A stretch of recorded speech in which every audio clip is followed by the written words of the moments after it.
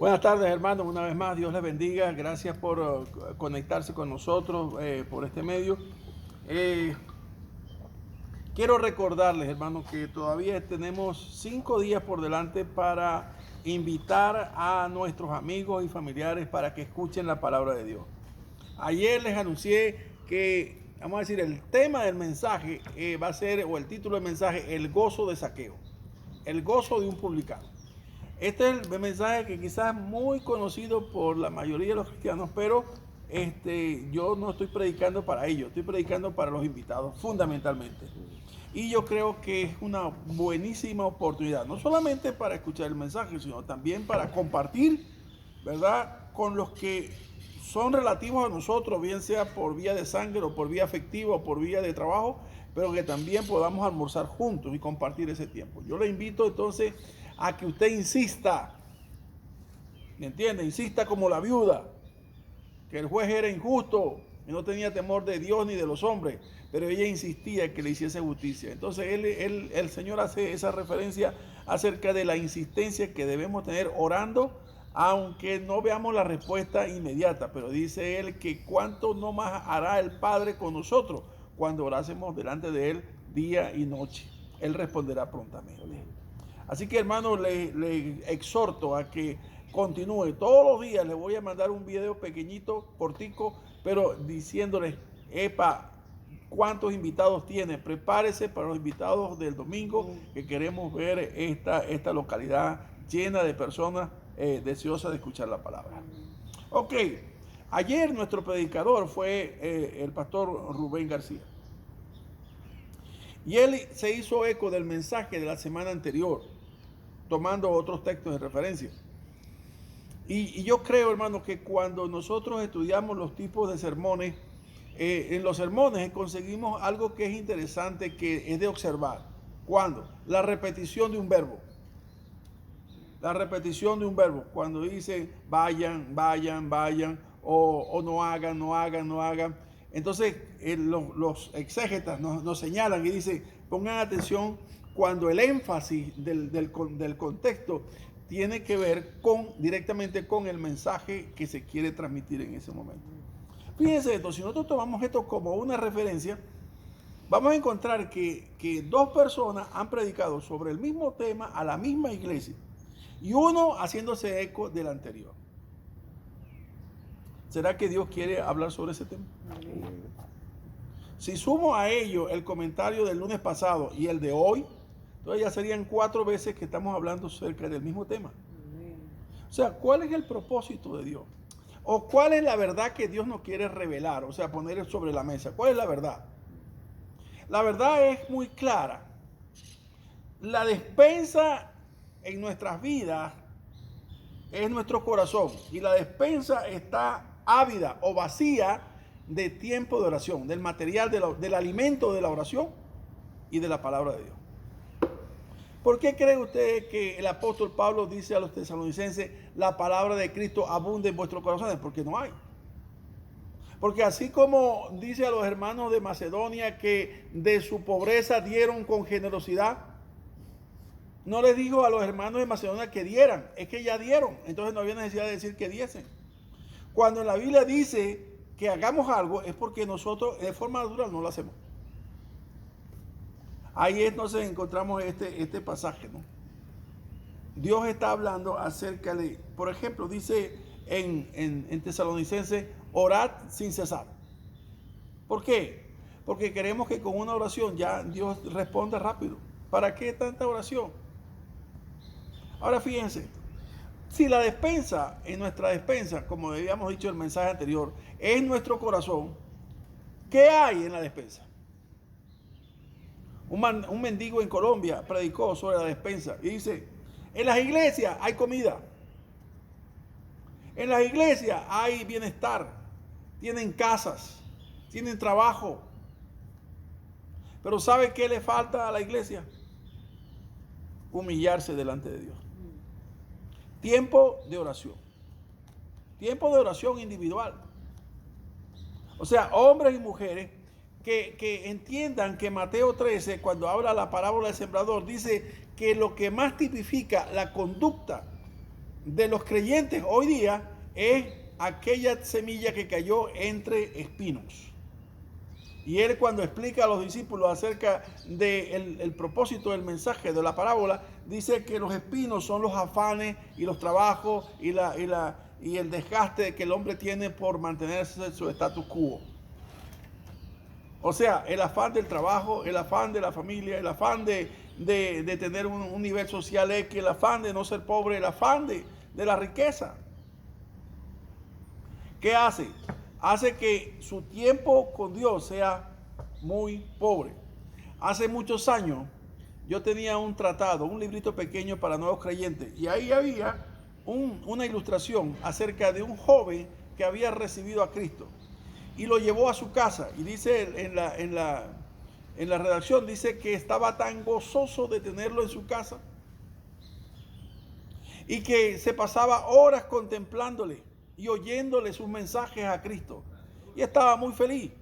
Pero entonces sucedió que pasados los días, el joven ya no llegaba de mañana a hablar con Dios, con Cristo, porque estaba muy apurado por una cita que tenía, o estaba muy apurado por un trabajo que tenía.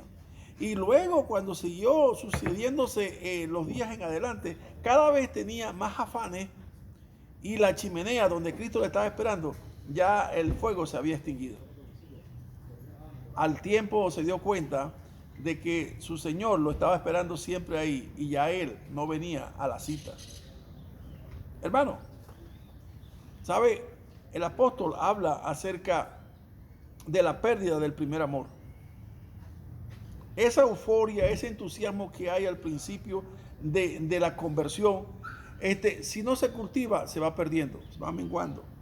Y se convierte la gente en una tradicionalista, o como los fariseos, ¿me entiendes? De aquella época, que ahorita no se dicen fariseos, sino legalistas, o simplemente ortodoxos, o tradicionalistas, como se quieran llamar.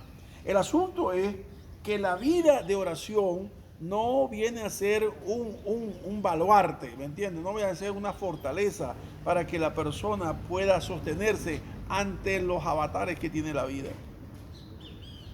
Y por eso el Señor le dice así a los discípulos, como había hablado la semana pasada. Dice, velad y orad para que no entréis en tentación. Dice, a la verdad el espíritu está dispuesto, pero la carne es débil. Y tenemos que estar conscientes que si nuestra carne es débil, somos vulnerables en gran medida. Hay otro pasaje que habla acerca de la necesidad de ser hacedores de la palabra y no solamente oidores. Vamos a leer el pasaje de Santiago capítulo 1, verso 19 al 25. Hacedores de la palabra. Por esto, mis amados hermanos, todo hombre sea pronto para oír, tardo para hablar, tardo para airarse, porque la ira del hombre no obra la justicia de Dios. Por lo cual, desechando toda inmundicia y abundancia de malicia, recibí con mansedumbre la palabra implantada, la cual puede salvar vuestras almas. Pero sé hacedores de la palabra y no tan solamente oidores, engañándoos a vosotros mismos, porque si alguno es oidor de la palabra, pero no hacedor de ella, este es semejante al hombre que considera en un espejo su rostro natural, porque él se considera a sí mismo y se va y luego olvida cómo era. Mas el que mira atentamente en la perfecta ley, la de la libertad, y persevera en ella, no siendo oidor olvidadizo, sino hacedor de la obra, este será bienaventurado en lo que hace. Oye, bienaventurado en lo que hace. En cualquier cosa que haga, será Macario, muy bendecido. Ahí está el punto, hermano. Ahí hay una promesa que no cualquiera la puede reclamar.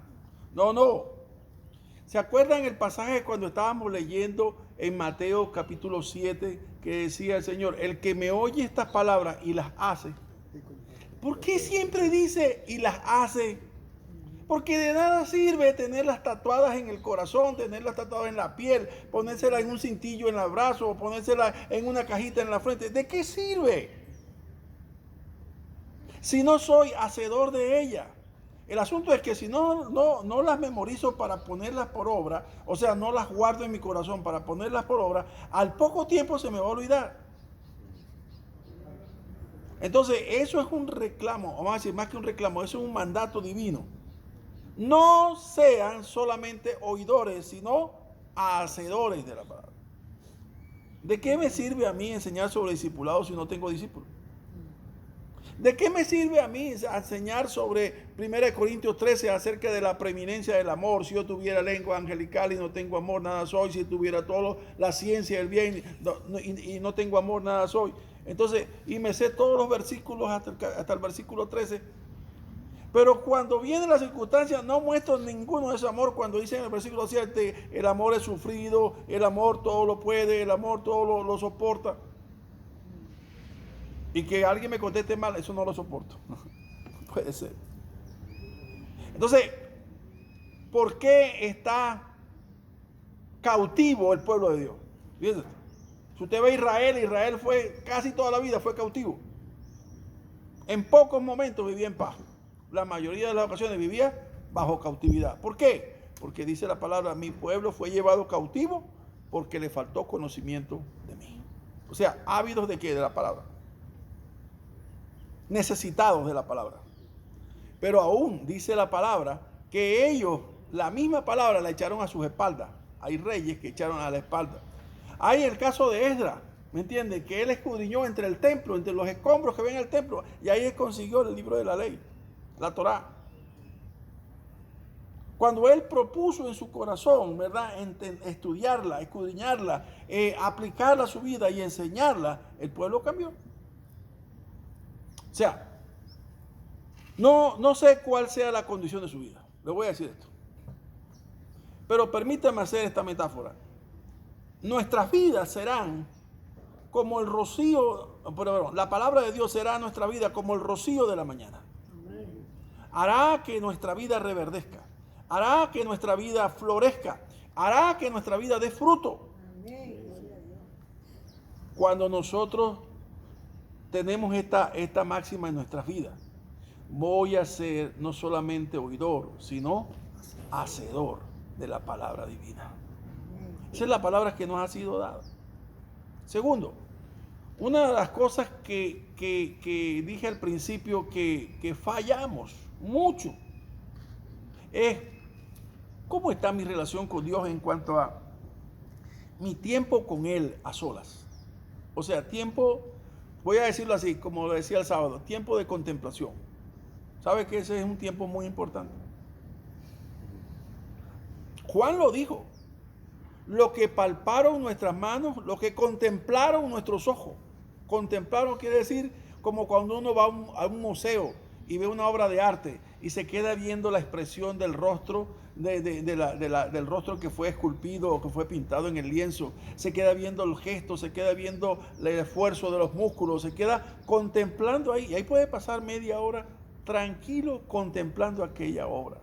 Ahora, cuando usted piensa en lo que Cristo ha hecho, lo que Dios ha hecho en su vida a través de Cristo, no hay cosa para contemplar mayor obra que la gracia. Usted se queda contemplando dos cosas. Usted se queda contemplando lo que era su vida antes y lo que ha hecho Dios con su vida hoy. Y si usted quiere contemplar más allá, llegar al éxtasis en la contemplación, no solamente piense en lo que Dios va a hacer de su vida mañana. Lo que significa la gloria. Pero para eso no se puede hacerlo manejando, porque va a chocar, seguro que va a chocar. No se puede hacer eso con el teléfono leyendo, oyendo o viendo algo. No. Eso hay que hacerlo como nos enseña la palabra, que Jesús, aún no habiendo salido el sol, Él oraba, salía a orar. Tiene que ser en el tiempo donde nadie nos moleste y donde nadie nos perturbe. Ese es el tiempo ideal para nosotros poder tener tiempo. La Biblia dice, orad sin cesar. O sea, la oración no tiene caducidad. Así que dos cosas, hermanos, para concluir. Dos cosas de las cuales la Biblia nos insiste, a través de los predicadores, nos insiste en que nosotros debemos ponerle un extra. Yo sé que la situación del país está mala, yo sé que la situación del mundo está mal, yo sé que ahora hay un Omicron, una nueva ola de pandemia. Yo sé todas esas cosas que están pasando y que nos perjudican. ¡Epa! Pero por encima de todas esas cosas está mi eternidad con el Maestro. Él me invitó a una vida de eternidad. Así que ninguna de esas cosas alterará lo que ya Dios ha designado para mi vida, ni para tu vida. Pero ¿cómo podemos enfrentar esas cosas hoy día? La gente, mire, en las iglesias, la gente sale loca a vacunarse. ¿Será la vacuna buena o será mala? No sé. Pero ¿cuál es el motivo por el cual se vacuna? Por miedo. La mayoría de los casos es por miedo. Porque ¿a qué le teme? A la muerte.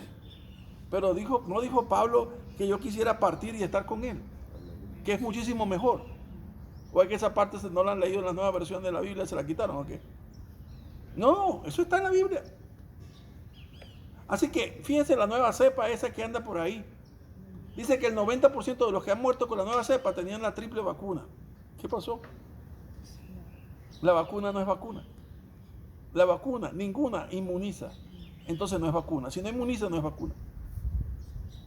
Es un engaño. Pero ¿cómo podemos enfrentar los miedos? Cercano al Maestro. Yo le dije aquella oportunidad, el rostro de Moisés era uno cuando subía al monte de Sión, pero era muy diferente al rostro de Moisés cuando bajaba del Sión. Porque cuando estaba en la presencia de su Señor, dice que la contemplación de Moisés era tal que cuando él bajaba, su rostro resplandecía. ¿Por qué? Porque se había estado extasiado en un clímax espiritual, contemplando el rostro de su Señor. Así que, hermanos, recuerden estas palabras del mensaje de ayer del Pastor Rubén. No es necesario que nosotros revisemos nuestra despensa y entendamos en qué nivel está nuestro conocimiento de Dios por medio de la palabra y nuestro tiempo de oración con Dios. No deje que el afán y que la ansiedad de este mundo haga que esto pierda valor, porque esto realmente es la fortaleza de su vida espiritual. Que Dios le bendiga donde quiera que esté. Amén.